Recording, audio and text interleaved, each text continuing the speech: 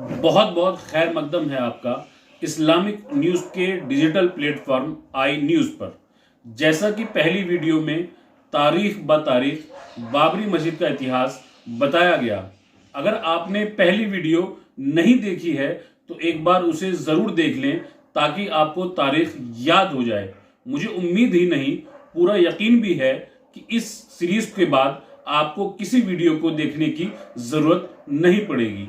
ये सिर्फ एक वीडियो ही नहीं, मुकम्मल दस्तावेज है। आज बात करेंगे बाबरी मस्जिद शहादत में अहम किरदार निभाने वाले लोगों की। आज बात होगी 5 सबसे अहम किरदारों की जिन्होंने इस पूरी कहानी की नींव रखी और बाबरी मस्जिद मामले में सबसे अहम रोल अदा किया। पिछली वीडियो में पंडित रघुवर दास का जिक्र आया, जो सबसे पहले बाबरी मस्जिद मामले को कोर्ट ले गया। हिंदू पक्ष 1860, 1877, 1883 और 1884 में अलग अलग कोर्ट में हारता जा रहा था। 29 जनवरी 1885 को रघुवर दास ने मस्जिद की खाली जमीन और उस पर मंदिर निर्माण के लिए अदालत में केस फाइल किया। ये वही 2.77 एकड़ जमीन है जिसे कल्याण सिंह सरकार ने अधिग्रहित किया। 24 दिसंबर 1885 को जज ने यह केस खारिज कर दिया। 17 मार्च 1886 को रघुवर दास कर्नल चैम्बियर के यहाँ अपना पक्ष लेकर पहुंचा। वहां भी इसको हार का मुंह देखना पड़ा। 25 मई को 1886 पंडित रघुवर दास ने ऊपरी अदालत में अपील की। वहां पर भी इसकी अपील को खारिज कर फैसला मुसलमानों के हक में आया। यहाँ ये भी जान लें कि मुसलमानों की तरफ से मौलाना मोहम्मद असगर पैरवी कर रहे थे। हिंदू पक्ष ये जान चुका था कि कानूनी तौर पर लड़ाई नहीं जीती जा सकती। फिर शुरू हुआ साजिशों का नया दौर। 22 दिसंबर 1949 की रात ईशा की नमाज के बाद लोग अपने घर जा चुके थे। फजर की अजान देने के लिए मौजिन मोहम्मद इस्माइल बाबरी मस्जिद पहुंचे तो वहां कुछ लोगों ने उन पर हमला कर दिया।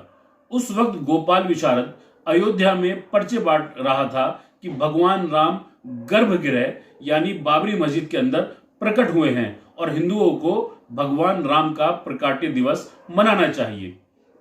देखते ही देखते हजारों की भीड़ बाबरी मस्जिद के बाहर इकट्ठी हो गई। इसमें बैरागियों की तादाद बहुत ज्यादा थी। बैरागियों के बारे में भी बताएंगे अगले वीडियो में।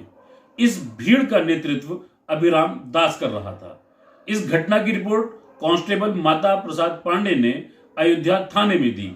थाना इंचार्ज रामदेव दुबे ने अयोध्या थाने में अभिराम दास, सुदर्शन दास, राम सकल दास और अन्य 50 के खिलाफ धारा 147, 448, 229 में FIR दर्ज की और मुसलमानों को यकीन दिलाया कि जोहर की नमाज के वक्त तक मस्जिद खाली करा ली जाएगी और मुसलमान वहां पर जोहर की नमाज अदा कर सकते हैं। पर अफसोस, फिर कभी बाबरी मस्जिद में नमाज अदा नहीं हो सकी। जांच में पता चला कि मस्जिद में मूर्तियां अभिराम दास ने रखी और ऐसा करने का निर्देश उसे रामचंद्र परमहंस ने दिया था। पर यह सब न इतना आसान था और ना ही ये अचानक हो गया था। इस कहानी की पटकथा पहले ही लिखी जा चुकी थी। ये बस इतना भर नहीं था कि रामचंद्र परमहंस के कहने पर अभिराम दास ने चोरी से मूर्तियां रख दी। ये सब फुल प्रूफ प्लानिंग के साथ हो रहा था। इसके पीछे कौन लोग थे आपको आगे बताएंगे, और बाबरी मस्जिद शहादत में कांग्रेस का क्या रोल था ये भी आपको आने वाली वीडियो में बताएंगे। रामचंद्र परमहंस और अभिराम के अलावा 3 और किरदार पर्दे के पीछे काम कर रहे थे, जिनको जानने के लिए 2 साल पीछे यानी 1947 में जाना होगा। पहला किरदार है महंत दिग्विजय नाथ, जो हिंदू महासभा के बड़े लीडरों में से एक थे और गोरखनाथ मंदिर के महंत। दूसरा किरदार के नायर, डिस्ट्रिक्ट मजिस्ट्रेट गोंडा, और तीसरे पटेश्वरी प्रसाद, जो बलरामपुर रियासत के राजा थे। सन 1947 में पटेश्वरी प्रसाद ने महंत दिग्विजयनाथ, के नायर, करपात्री महाराज और अन्य प्रखर हिंदूवादी नेताओं को बलरामपुर रियासत बुलाया। यहीं पर तैयार हुई बाबरी मस्जिद षड्यंत्र की पूरी कहानी।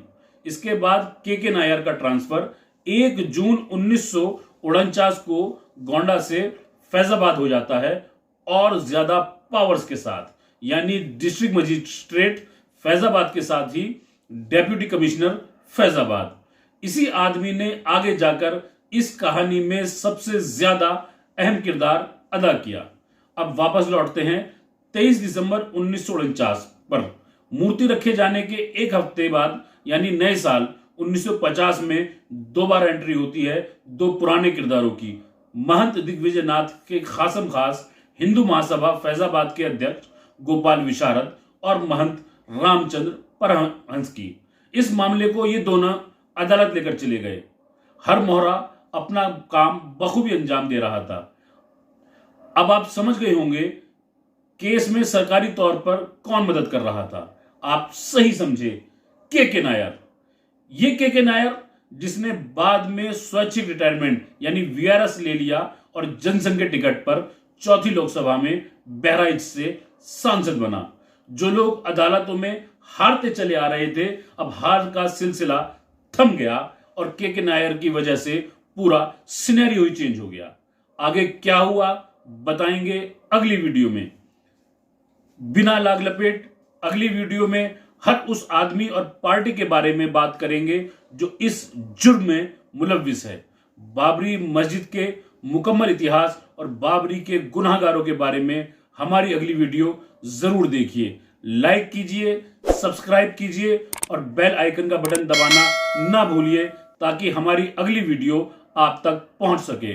आपको हमारी बात पसंद आए या ना आए कमेंट जरूर कीजिए। आपका होस्ट एंड दोस्त आसिफ हुसैन।